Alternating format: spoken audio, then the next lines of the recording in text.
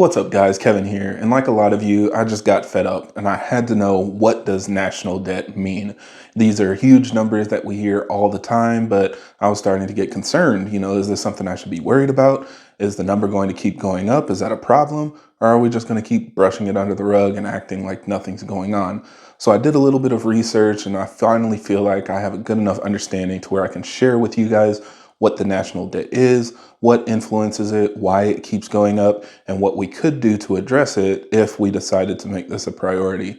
So hopefully this helps you guys out. Let's go ahead and jump into it. But really quick, I do want to highlight that I will have a link in the video description to Fiscaldata.gov. This is a government website with pretty much all of the information that I needed to make this video. So I highly recommend checking it out yourself. It covers everything related to the national debt, the spending of the government, and pretty much all of the financial records can be downloaded there. So if you really wanted to dig into it yourself, you could follow the entire paper trail. So I highly recommend checking it out and doing your own research. But again, let's jump into the video. So to start off, we're going to talk about the deficit, because the deficit is what actually creates the debt. So a deficit for a given fiscal year basically means that more money went out than money came in. So the government spent more money than they made. Now that means everything that we're spending on government assistance, like Social Security, all of the government programs that we're accustomed to. I mean, simply paying our police officers and teachers, all of that cost more than the taxes and the money that the government collected. Now, on the opposite hand, you can have a surplus, and that means that the government made more money than it spent. So the opposite would be true. Now, this is actually tracked month by month. So again, if you go to Fiscaldata.gov, you can download the reports and see what it looks like for every month for any year in history where it's been tracked and recorded. And I think it's kind of interesting that you'll see every April we have a surplus. And I anticipate that's primarily because everybody that owes taxes waits until the last minute and then they send all their tax money in. So for that month every year, pretty much, we have a surplus where the government collects more money than it spends. But then you can also see pretty much every other month of the year, there's a much smaller surplus, but generally speaking, it's a deficit. We are losing money every single month. Now, based on the data I found, we've been in a deficit year after year for the past over 20 years. The last time we weren't in a deficit was 2001, and that's only been a couple years total since the 1950s. So literally you can count on your hand the number of years that we weren't in a deficit. So this is pretty much just a commonplace at this point. And you can actually see on this chart how the deficit in 2024 stacks up. So last year we had $4.92 trillion of revenue, which is a pretty good paycheck, but we spent $6.75 trillion. So that meant we had 1.83 trillion in deficit, and that 1.83 gets added onto the national debt. So year after year, your surplus or your deficit gets added to the debt, and then you get your new debt number. Now, because of these deficits, the government has to borrow money in order to pay for the programs that we've all become accustomed to as Americans. So every time they borrow money, they are basically selling things like bonds, bills, and different securities to investors at a promised interest rate. So they're selling these items so that people can be promised, a certain amount of percent profit on their investment, and then the government takes that money to spend on the programs. Now, they continue to do this over time, and that continues to increase the deficit, which increases the debt. So it's kind of just a rolling add-on line of credit, kind of like what you might get with a credit card. If you charge more than you pay off every month, then your credit card bill gets higher and higher and higher. We're pretty much dealing with the same thing here. It's just like a really, really big credit card. Now, something that I found was interesting is pretty much anybody can invest in one of these securities. So when you get one, like a bond or a bill, it basically is a certain set amount of time, goes from a couple weeks to up to 30 years, and they give you a promised amount of interest.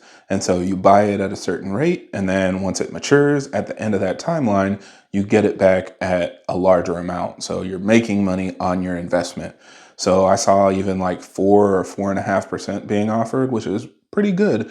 And you can invest up to $10 million in some cases. So yeah, I think as long as you have a minimum of $100, you can invest in one of these securities and get a nice little return at the end of the term. Now, debt does not include any personal debt. So debt that you have as an individual does not add up to the total national debt. This is only federal government debt to other government programs, other countries, or individuals that are investing in these securities. Also, it doesn't include any state or local debt. So your local government or your state government might be in a state of surplus or debt, depending on how your budget's being handled, but none of that adds up to the national debt that we're referring to, which is good because apparently the government has had a national debt pretty much since its inception.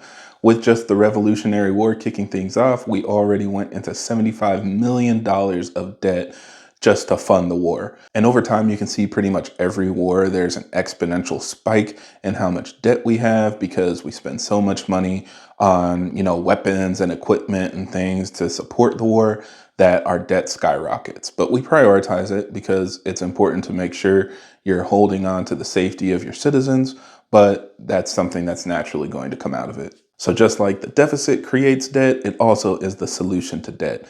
At this point, we really need surplus after surplus year after year in order to combat the debt that we're dealing with. And there are a couple different ways that we could try to address that.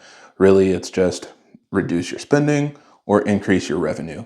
So reducing your spending comes in a couple different ways. We could reduce how many government programs we have, reduce how much we're funding to those programs to make it more difficult to qualify. And another big one, of course, is spending on defense. So again, everything that we're spending on our military and all of that has always been one of the biggest parts of our budget that nobody wants to touch because our security is paramount. But if we did find a way to reduce that significantly, working more efficiently, or maybe just we don't feel like we need to put as much into it one year, that would take a huge chunk out of the deficit and could take a huge chunk out of the national debt. Now, on the other hand, to increase revenue, most people just say increase taxes. And yes, that would definitely increase the government's revenue because if you're paying more money, the government's going to make more. That's, a huge part of their income.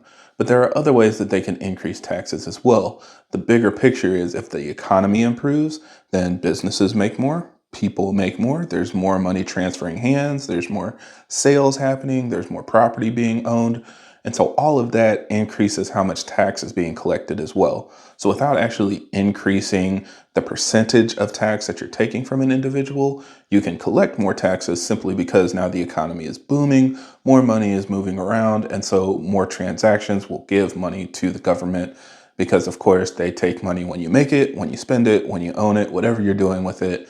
They want to take their piece of the pie. So that's another way that the government can increase their revenue simply by bolstering the economy so that naturally they have more money coming in. But all of this is finalized in the government budget plan, which is kind of being worked on right now. So Trump has been working with all of the people in the House as well as the rest of Congress to figure out what their plan is going to be and making sure that he includes his goals and promises from his campaign into the bill that's going to turn into what the national budget is for this year. So fingers crossed we have something in the works that helps reduce the national debt or at least tries to minimize how much our deficit is adding on to the debt so we can start turning around and making this financial situation better. Now, why is debt even a problem? I mean, it seems like getting $32 trillion of debt wasn't a big deal. What's another trillion or two?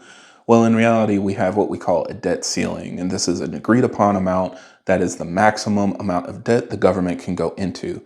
Once they hit that point, they cannot borrow any more money, which means they will not be able to spend any more against the government programs that are in a deficit. Even things like paying the income for our government employees, again, teachers, police officers, all of the people that we kind of count on day after day, they will basically be able to cut funding to those programs.